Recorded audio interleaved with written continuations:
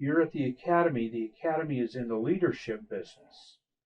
And as you look forward to a Coast Guard career, you should be aspiring to command from the very beginning.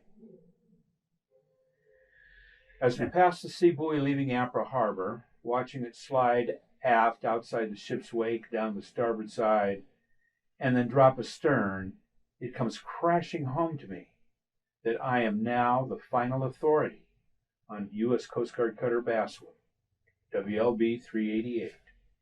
The ship is mine, even though I'm only a 24-year-old lieutenant junior grade, 2 full grades below billet level. If I were smart, I would listen to the views of the other officers on board, but I don't have to. I'm in command of a 180-foot seagoing buoy tender, displacing 1,000 gross tons, that had a crew of 6 officers and 56 men, and an operating area stretching halfway across the Pacific Ocean.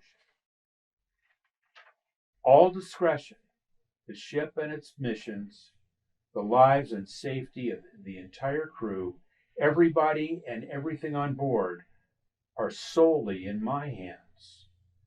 All tactical and operational decisions to be made are mine alone to make. I alone must make them.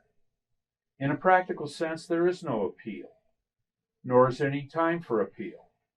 A ship at sea is not a democracy. It cannot be run by committee. I wasn't God, but I might as well have been answerable only to God. An awesome responsibility.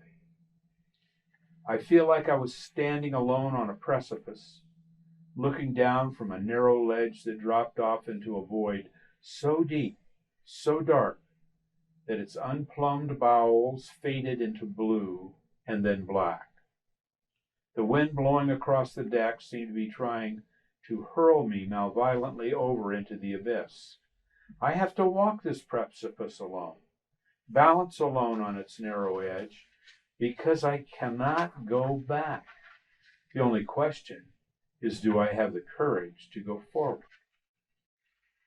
I realize that I am ultimately responsible for everything, all performances as well as any failures of the ship's mission and the performances of her crew.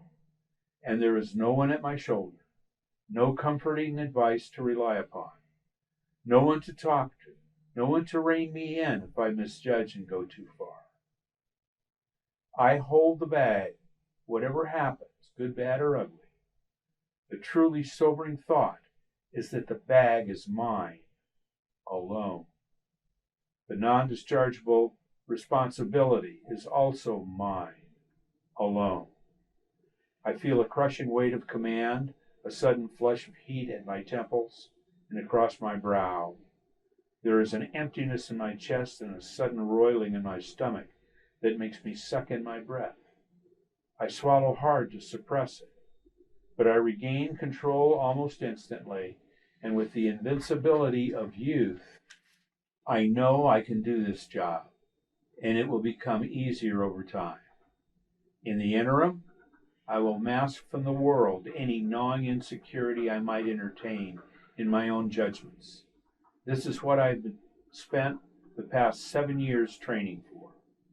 Everything I have done, everything I have experienced, every trial, every success or failure that I have learned from since I first raised my right hand to swear into the Coast Guard and to attend its academy, must be, under all circumstances, the natural progression to and prelude of ultimate command.